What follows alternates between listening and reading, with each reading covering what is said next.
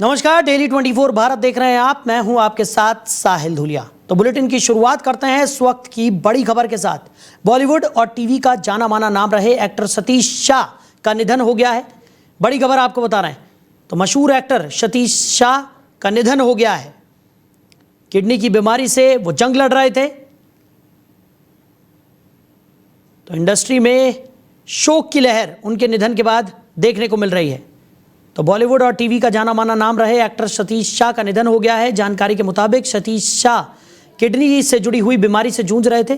सतीश शाह का अंतिम संस्कार 26 अक्टूबर को किया जाएगा। फिलहाल उनका पार्थिव शरीर अस्पताल में ही है और सतीश शाह ने 74 साल की उम्र में अपनी अंतिम सांस ली है।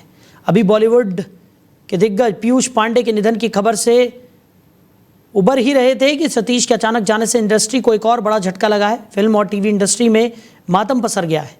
सतीश शाह ने अपने करियर में ढेरों फिल्मों में काम किया। बॉलीवुड में सतीश शाह ने कई अलग अलग फिल्मों में काम किया, लेकिन टेलीविज़न इंडस्ट्री में जो दमखम उन्होंने दिखाया वो एकदम अलग था। 1984 में आया उनका सिटकॉम ये जो है ज़िंदगी, आज भी याद किया जाता है। तो शाहरुख खान की फिल्म मैं हूं ना में सतीश शाह ने मज़ेदार किरदार निभाया था। वो मेजर राम के कॉलेज के प्रोफेसर बने थे जो बच्चों से बात करते हुए उनके चेहरे पर थूकते हुए नजर आते थे। उनका ये किरदार भी काफ़ी चर्चित रहा था। वहीं अयोध्या में राम मंदिर के शिखर पर ध्वजारोहण कार्यक्रम की तैयारियां तेज हो गई हैं। प्रधानमंत्री नरेंद्र मोदी और आरएसएस प्रमुख मोहन भागवत इस कार्यक्रम के मुख्य अतिथि होंगे और आगामी 25 नवंबर को राम मंदिर के शिखर पर 22 फीट लंबा और 11 फीट चौड़ा ध्वज फहराएंगे। यह समारोह भव्य प्राण प्रतिष्ठा समारोह की तरह ही भव्य होगा और राम मंदिर का निर्माण कार्य पूरा होने का प्रतीक भी होगा। अयोध्या में इस आयोजन के लिए 25 नवंबर को वरिष्ठ भाजपा नेताओं का एक बड़ा जमावड़ा होगा जो पार्टी के नए अभियान की शुरुआत का प्रतीक होगा। सूत्रों के मुताबिक प्रधानमंत्री दुनिया के सबसे बड़े स्काउट और गाइड जम्बूरी के लिए प्रतिभागियों को आमंत्रित करेंगे, जिसमें 35,000 से ज़्यादा कैडेट्स के भाग लेने की उम्मीद है। तो वो विकसित उत्तर प्रदेश अभियान की सफलता की समीक्षा भी करेंगे, जिसके लिए अब तक 5 लाख से ज़्यादा सुझाव प्राप्त हुए हैं। और जेवर में बन रहे नोएडा इंटरनेशनल एयरपोर्ट का भी निरीक्षण प्रधानमंत्री नरेंद्र मोदी करने वाले हैं। तो श्री राम जन्मभूमि तीर्थ क्षेत्र ट्रस्ट के कोषाध्यक्ष के मुताबिक वाल्मीकि रामायण में वर्णित सूर्य, ओम और कोविदार वृक्ष के प्रतीकों वाला भगवा रंग का ध्वज 25 नवंबर को अयोध्या में राम मंदिर के 161 फुट ऊंचे शिखर पर लगे 42 फुट ऊंचे खंबे पर फहराया जाएगा। तो 5 दिवसीय समारोह 21 नवंबर से शुरू होगा और 25 नवंबर को ध्वजारोहण के साथ संपन्न होगा। खबर पर ज़्यादा जानकारी के साथ राघवेंद्र प्रताप हमारे सहयोगी हमारे साथ जुड़ गए। राघवेंद्र, क्या कुछ निकलकर सामने आ रहा है? अयोध्या राम मंदिर के शिखर पर ध्वजारोहण का जो कार्यक्रम रखा गया है उसको लेकर तमाम तैयारियां यहां पर जोरों शोरों से देखने को मिल रही है और प्रधानमंत्री 22 फीट का धर्म ध्वज फहराते हुए नजर आएंगे। जी, आपको बताना चले कि माननीय प्रधानमंत्री नरेंद्र मोदी के कनकनौजला मंदिर का उद्घाटन हुआ था और ध्वज का कार्यक्रम भी प्रधानमंत्री के द्वारा ही होगा।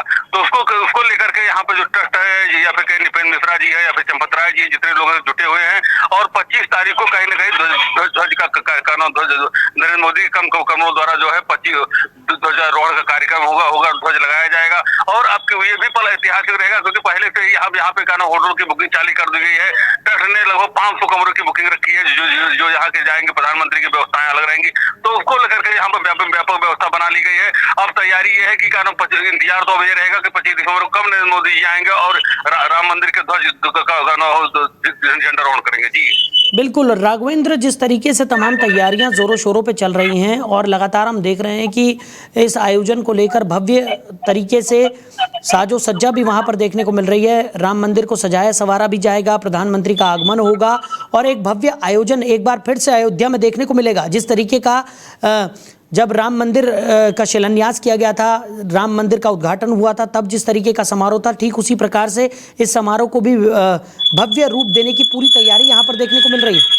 जी, आपको बताते चले पूरी अयोध्या दुल्हन की तरफ सजाई जाएगी। क्यों ना सजाई जाए, भगवान राम का भव्य दिव्य मंदिर कहीं न कहीं दूसरा तल बन के तैयार हो रहा है। तो उसको तैयारियों को लेकर ट्रस्ट ने पहले से पूरी रूपरेखा बना रखी है और अब तैयारियों में जुट गया है, चाहे होटल की बुकिंग लेकर के, सिस्टम को लेकर के और जो राम भक्त यहाँ पहुंचेंगे उनके व्यवस्थाओं को लेकर के अलग अलग जगह कार्यक्रम की पूरी रूपरेखा तैयार कर रहा है। अब तो इंतजार रहेगा 25 नवंबर का कि जब प्रधानमंत्री जी अपने कार्यक्रम द्वारा उसका उद्घाटन करेंगे। वो पल भी ऐतिहासिक रहेगा क्योंकि प्रधानमंत्री के कार्यक्रम करोड़ द्वारा मंदिर का उद्घाटन हुआ है, तो ध्वज का भी उद्घाटन उन्हीं के द्वारा होगा। तो कहीं ना कहीं ये बहुत ऐतिहासिक पल है जो भगवान राम के मंदिर का मोदी जी के द्वारा जो झंडारोहण ध्वज का उद्घाटन होगा। जी राघवेंद्र, वहीं अगर बात की जाए, जब इस तरीके का भव्य आयोजन होता है तो तमाम जिम्मेदारियां जो हैं वो प्रशासन की भी यहाँ पर काफ़ी ज़्यादा बढ़ जाती हैं, और इसी के लिहाज से तमाम व्यवस्थाएं वहाँ पर की जा रही हैं। प्रशासन की तरफ से क्या कुछ सुरक्षा को लेकर क्या कुछ कदम उठाए जा रहे हैं, और किस तरीके का ये पूरा आयोजन रहने वाला है जिसको लेकर तैयारियां हो रही हैं?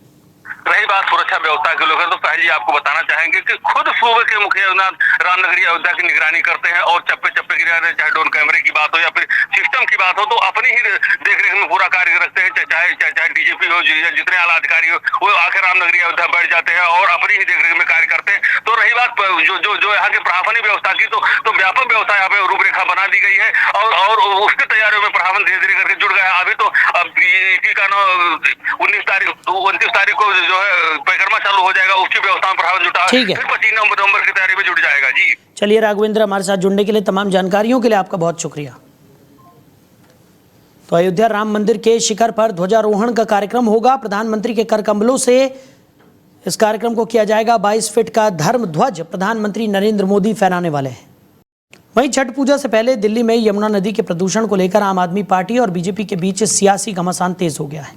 आम आदमी पार्टी ने दावा किया है कि यमुना का पानी नहाने योग्य भी नहीं रह गया है और इसमें मल पदार्थ की मात्रा खतरनाक स्तर पर पहुंच गई है। आम आदमी पार्टी ने दिल्ली प्रदूषण नियंत्रण समिति की 9 अक्टूबर की लैब्स रिपोर्ट्स का हवाला देते हुए कहा कि आईटीओ जैसे प्रमुख घाटों पर फीकल कॉलीफॉर्म की मात्रा मानकों से 3 गुना अधिक है। आम आदमी पार्टी की दिल्ली इकाई के प्रमुख सौरभ भारद्वाज ने कहा कि अगर मुख्यमंत्री रेखा गुप्ता को लगता है कि यमुना का पानी साफ है तो वो वजीराबाद से लिए गए पानी के सैंपल को पीकर दिखाएं, नहीं तो गरीब पूर्वांचलियों को गुमराह करना बंद करें। सौरभ भारद्वाज ने कहा कि अगर छठ व्रतियों के बच्चे इस दूषित पानी का उपयोग करेंगे तो वो बीमार पड़ सकते हैं। सौरभ भारद्वाज, आम आदमी पार्टी विधायक संजीव झा और प्रवक्ता प्रियंका कक्कड़ यमुना से लिए गए पानी के नमूने के साथ सीएम रेखा गुप्ता के आवास पर भी पहुंचे। दोस्तों, ये वजीराबाद के पास यमुना से हमने पानी भरा हुआ है। कल कैमरे के सामने हमने भरा। किसी भारतीय जनता पार्टी के नेता को शक हो तो जिस दिन कहेंगे, आज कल परसों, मैं उनके साथ जाके इस पानी को दोबारा उनके सामने भरने के लिए तैयार हूँ। ये जो नीचे काला काला जो जमा गया है, ये मल है, पॉटी है लोगों की, जो नजफगढ़ नाले से बह के यमुना में मिली है। इसको मैं हिलाऊंगा तो ये ऐसा है। ये पानी पीने योग्य तो बहुत दूर की बात है, नहाने योग्य भी नहीं है। ये दिख भी रहा है कि ये नहाने योग्य नहीं है, और ये इसी दिल्ली सरकार की, भारतीय जनता पार्टी की सरकार की दिल्ली पोल्यूशन कंट्रोल कमेटी की 2 दिन पुरानी रिपोर्ट है, 23 अक्टूबर 2025 की, जो बता रही है कि जगह जगह पर यमुना के जो सैंपल लिए गए वो प्रदूषित हैं और उसमें मल, पॉटी मौजूद है, और इतनी मौजूद है कि ज़्यादातर जगह पीना तो बहुत दूर की बात है, नहाने योग्य भी नहीं है। दोस्तों, वहीं हरियाणा के मुख्यमंत्री नायब सिंह सैनी की अध्यक्षता में एक उच्च स्तरीय बैठक आयोजित की गई, जिसमें मुख्य सचिव अनुराग रस्तोगी, मुख्यमंत्री के मुख्य प्रधान सचिव राजेश खुल्लर समेत अन्य प्रशासनिक सचिव शामिल हुए। बैठक में सभी उपायुक्त, पुलिस अधीक्षक और जिला स्तर के अधिकारी वर्चुअल रूप से उपस्थित रहे। बैठक का मुख्य एजेंडा सरदार वल्लभ भाई पटेल की 150वीं जयंती और इसके तहत आयोजित रन फॉर यूनिटी कार्यक्रम पर चर्चा करना था। इसके अलावा श्री गुरु तेग बहादुर जी के 350वें शहीदी दिवस के उपलक्ष्य में होने वाले समागम की तैयारियों पर भी विचार विमर्श किया गया। मुख्यमंत्री ने जिला स्तर पर धान और बाजरे की फसल की खरीद के संबंध में अधिकारियों से फीडबैक लिया। अधिकारियों ने अपनी रिपोर्ट और सुझाव साझा किए ताकि किसानों की समस्याओं का समय पर समाधान किया जा सके। बैठक में सभी अधिकारियों ने कार्यक्रमों की तैयारी और फसल खरीद प्रक्रिया को सुचारू रूप से लागू करने पर जोर दिया। मुख्यमंत्री ने अधिकारियों को निर्देश दिए कि सभी कार्यक्रम सुरक्षा और सुव्यवस्था के साथ आयोजित किए जाएं।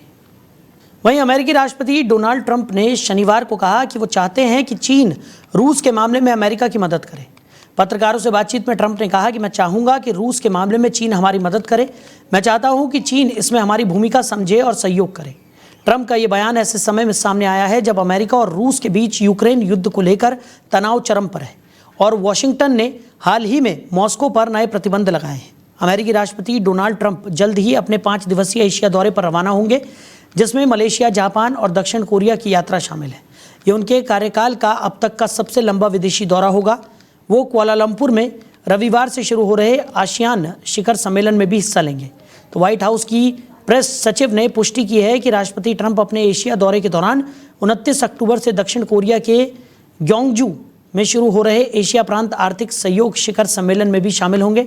ट्रंप ने यह भी संकेत दिया कि वो अपने एशिया दौरे के दौरान उत्तर कोरिया के supreme leader Kim Jong Un से मुलाकात के लिए तैयार हैं। उन्होंने कहा कि मैं 100% तैयार हूं। मेरी किम जोंग उनसे अच्छी समझ है और अगर मौका मिला तो मैं उनसे मिलने के लिए तैयार हूं।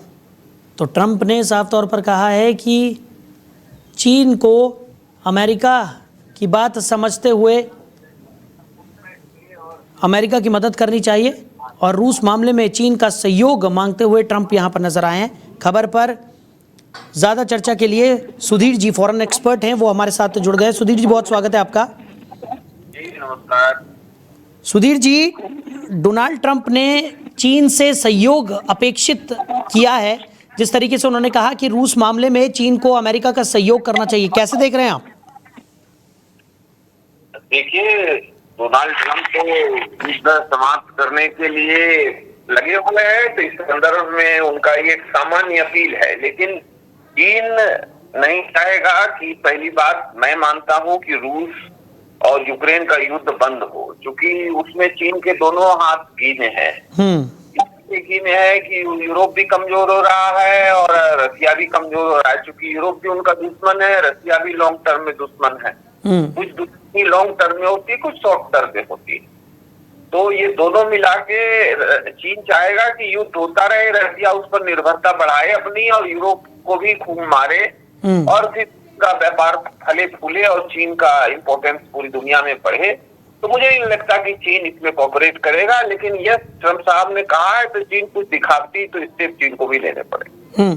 अच्छा सुधीर जी, वहीं ट्रंप ने शी जिनपिंग से मुलाकात की भी मंशा जाहिर की है। उन्होंने कहा कि वो जल्द ही उनसे मुलाकात करने के लिए उत्सुक है, तो इसको लेकर क्या कहेंगे आप?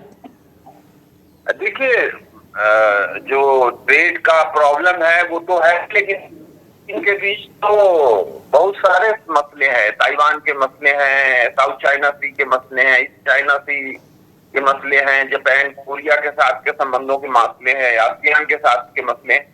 तो ये काफी कॉम्प्लिकेटेड है, लेकिन ये मुझे लगता है कि बातचीत होनी चाहिए, खास करके सियोल में, जहाँ की जिनपिंग भी रहेंगे और ट्रंप साहब भी रहेंगे। तो बातचीत तो होनी चाहिए, कुछ तो रिजॉल्व हो या कुछ और आगे रिजॉल्व करने के लिए फ्रेमवर्क बने, तो ये दोनों स्थिति ठीक है।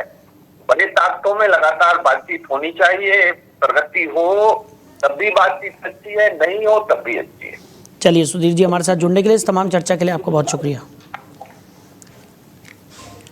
तो ट्रंप ने बातचीत का एजेंडा भी सेट कर लिया है। उन्होंने कहा कि मैं पूरी तरह से तैयार हूं। शी जिनपिंग से मुलाकात को लेकर अपनी इच्छा जाहिर करते हुए डोनाल्ड ट्रंप नजर आए। साथ ही साथ उन्होंने कहा कि रूस के मसले पर चीन को अमेरिका का सहयोग करना चाहिए।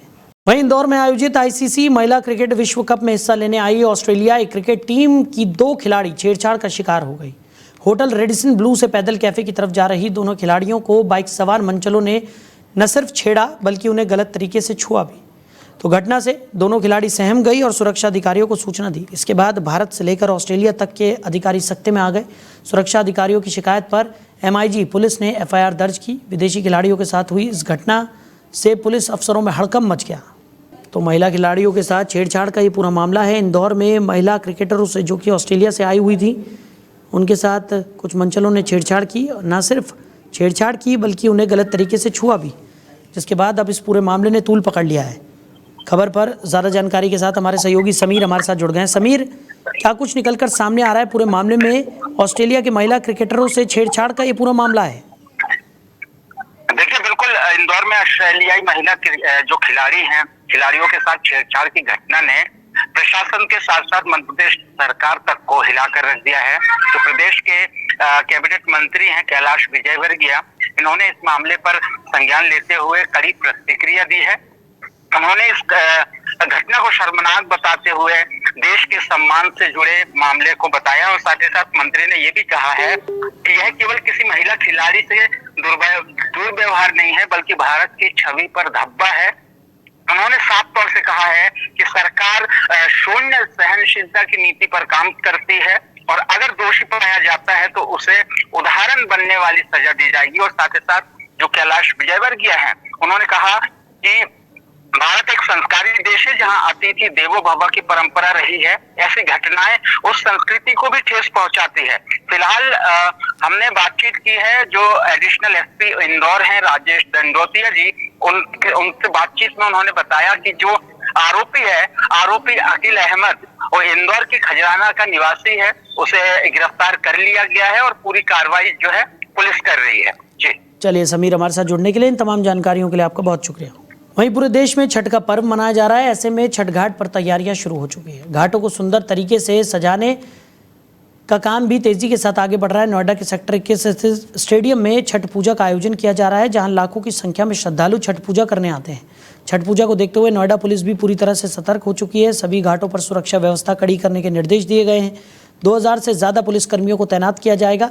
कुछ पुलिसकर्मी सादी वर्दी में भी होंगे। जनपद गौतम बुद्ध नगर में नोएडा जोन में लगभग 52 स्थानों पे छठ पूजा का कार्यक्रम आयोजित किया जाएगा। दिनांक 27 और 28 को यह कार्यक्रम आयोजित होगा और जिसमें शाम से लेकर के सुबह और अगले दिन रात्रि तक ये कार्यक्रम चलेगा, जिसमें अधिकतम पुलिस बल तैनात की गई है। इसमें मुख्य हमारे जो 4 कार्यक्रम स्थल हैं सेक्टर 20, 126, 24 और 58 क्षेत्रों में पड़ेंगे।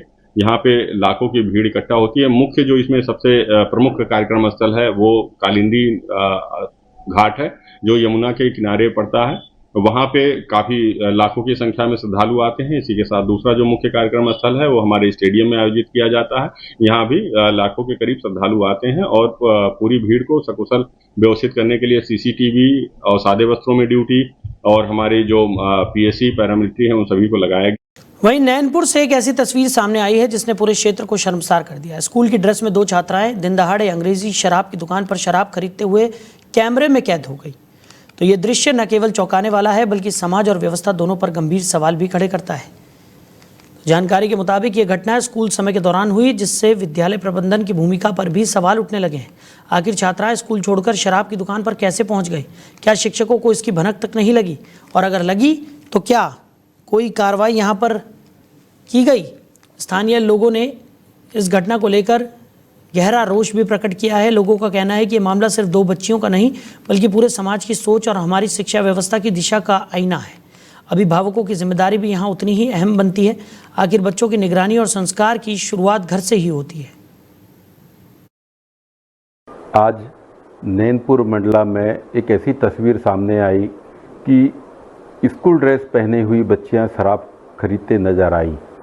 यह एक पूरे मंडला को शर्मसार करने वाली घटना है और इस घटना के लिए हम जो मोहन सरकार को हम जिम्मेदार ठहराते हैं कि किसी अगर शराब की दुकान में अगर कोई बच्चियां जाती है और उसको शराब परोसी जाती है, और जब इस विषय पर हमारे एक पत्रकार, नैनपुर के पत्रकार साथी दीपक शर्मा जी जब आबकारी अधिकारी से बात करते हैं तो आबकारी अधिकारी उनको उल्टा धमकाती हुई नजर आती हैं। और इस विषय पर जब उन्होंने प्रशासन के आला अधिकारियों से बात की तो तत्परता से किसी भी प्रकार की कार्यवाही नजर नहीं आई। उन्होंने इसी विषय पर हमसे भी बताया। हमने जब आबकारी अधिकारी से बात किया तो आबकारी अधिकारी ने ना फ़ोन उठाया ना हमारे मैसेज का किसी भी प्रकार से कोई जवाब दिया। तो हम ये बात कह सकते हैं कि मोहन सरकार जितनी जिम्मेदार है, मंडला की आबकारी विभाग भी उतनी ही जिम्मेदार है इस अव्यवस्था के लिए। एक प्रकार से हम देखें कि जहां पर नैनपुर की ये घटना आई है, स्कूल की बच्चियां शराब ले रही हैं, तो शिक्षा की क्या स्थिति मध्य प्रदेश में है ये स्पष्ट रूप से नजर आती है। आज वहीं बीजेपी प्रदेश अध्यक्ष भूपेंद्र चौधरी ने सपा के बिहार में प्रचार को लेकर बयान दिया। भूपेंद्र चौधरी ने कहा कि अखिलेश यादव की पार्टी बिहार में चुनाव नहीं लड़ रही और उनका कोई प्रत्याशी मैदान में नहीं है। उन्होंने सवाल उठाया कि सपा वहां क्यों प्रचार कर रही है। इसकी जानकारी मीडिया को होगी। भूपेंद्र चौधरी ने कहा कि बिहार में चुनाव एनडीए गठबंधन और नीतीश कुमार के नेतृत्व में लड़ रहा है। बिहार में पिछले 20 सालों में विकास का हवाला दिया और पीएम मोदी और नीतीश कुमार की बदौलत जनता एनडीए को चुनेगी, ऐसा कहा। उन्होंने याद दिलाया कि जिन्होंने बिहार का 1990 और 2005 का जंगल राज देखा है वो कभी आरजेडी को चुनना पसंद नहीं करेंगे। भारत के लौह पुरुष और हमारे पहले गृह मंत्री सरदार पटेल जी का 150वीं जयंती के जो कार्यक्रम है उसे भारतीय जनता पार्टी ने समारोह पूर्वक हम लोगों ने मनाने का निर्णय लिया है। उसमें 3 प्रकार के कार्यक्रम पार्टी ने निर्धारित किए हैं। पहला कार्यक्रम उनकी जयंती के दिन 31 अक्टूबर को हम लोगों ने रन फॉर यूनिटी का तय किया है। सभी जिलों में हमारे खिलाड़ी, व्यापारी, समाज का नेतृत्व करने वाले सभी लोग उसमें भाग लेंगे। और दूसरा अभियान हमारा सभी विधानसभाओं में पदयात्रा का है। वहीं मध्य प्रदेश के उप मुख्यमंत्री राजेंद्र शुक्ला ने प्रदेश में मेडिकल दुकानों की सुरक्षा और जिम्मेदारी को लेकर बड़ा बयान दिया। उन्होंने कहा कि जिन मेडिकल दुकानों में फार्मासिस्ट नहीं बैठते और जो दूसरों के लाइसेंस पर चल रही हैं उन्हें तुरंत बंद कराया जाए। इस संबंध में औषधि नियंत्रक विभाग को आदेश दे दिए गए हैं। उप मुख्यमंत्री ने कहा कि प्रदेश में लोगों की जिंदगी से खिलवाड़ बर्दाश्त नहीं किया जाएगा। उन्होंने ये भी बताया कि मेडिकल दुकानों में फार्मासिस्ट की मौजूदगी ज़रूरी है ताकि दवाओं का सही खुराक, सही सलाह और सुरक्षित वितरण सुनिश्चित हो सके। उन्होंने चेतावनी दी कि कोई भी लाइसेंस का दुरुपयोग या नियमों की अवहेलना बर्दाश्त नहीं की जाएगी। सरकारी आदेश के अनुसार औषधि नियंत्रक विभाग अब सभी मेडिकल दुकानों का निरीक्षण करेगा और जो भी दुकान नियमों का उल्लंघन करती हुई पाई जाएगी उसके खिलाफ तुरंत कार्रवाई की जाएगी। उप मुख्यमंत्री ने यह भी कहा कि जनता की सुरक्षा और स्वास्थ्य प्राथमिकता है और इस दिशा में कोई भी कमी बर्दाश्त नहीं की जाएगी। इस बयान से स्पष्ट है कि प्रदेश सरकार अब मेडिकल दुकानों की निगरानी और नियमों के पालन के मामले में सख्त कदम उठाने जा रही है। उप मुख्यमंत्री की यह पहल न केवल लोगों की स्वास्थ्य सुरक्षा के लिए ज़रूरी है बल्कि ये फार्मासिस्ट पेशे की गरिमा और जिम्मेदारी को भी सुनिश्चित करेगा। Food and drug administration food controller को बहुत सख्त हिदायत दी है कि सारे ड्रग इंस्पेक्टर्स को लगाइए। इस प्रकार से किसी मेडिकल शॉप में यदि फार्मासिस्ट नहीं है तो मेडिकल शॉप को चलना नहीं चाहिए, क्योंकि लोगों के जीवन का सवाल है। दवाई लोग लेने जाते हैं कि अपना जीवन बचाएंगे और यदि ऐसी कोई दवाई उल्टी सीधी मिल गई तो उससे जीवन चला जाए, इससे बड़ा दुर्भाग्यपूर्ण और क्या हो सकता है। वहीं मध्य प्रदेश के बुधनी में लगातार बढ़ती गायों की मौतें अब सरकार की योजनाओं पर बड़ा सवाल खड़ा कर रही हैं। हर दिन लगभग 8 से 10 गायें अपनी जान गंवा रही हैं, जिनमें कुछ बीमारियों की वजह से और कुछ सड़क हादसों में मारी जा रही हैं। सरकार ने गायों की सुरक्षा के लिए कई योजनाएं बनाई थी, लेकिन वर्तमान हालात दिखा रहे हैं कि ये सिर्फ कागजों तक सीमित रह गई हैं। छतविहीन और बदहाल स्थितियों वाली गौशालाएं इन योजनाओं की पोल खोल रही हैं। स्थानीय लोग बताते हैं कि कई गायें भूख, बीमारी और सुरक्षित आश्रय की कमी के कारण परेशान हैं। इस पूरे मामले ने यह सवाल उठा दिया है कि क्या सरकार अब किसी ठोस कदम के जरिए गायों की सुरक्षा सुनिश्चित करेगी या ये मुद्दा सिर्फ चुनावी बहस तक सीमित रह जाएगा। प्रशासन ने अब तक इस पर कोई स्पष्ट कार्रवाई नहीं की है, जिससे लोगों में नाराजगी बढ़ती जा रही है। स्थानीय पशुपालक और समाजसेवी ये उम्मीद कर रहे हैं कि सरकार जल्द से जल्द सुरक्षा और देखभाल के ठोस उपाय लागू करे ताकि गायों की जानें बचाई जा सके और योजनाओं का वास्तविक फायदा जनता तक पहुंच सके। तो फिलहाल इस बुलेटिन में मेरे साथ इतना ही। आप बने रहिए। नमस्कार।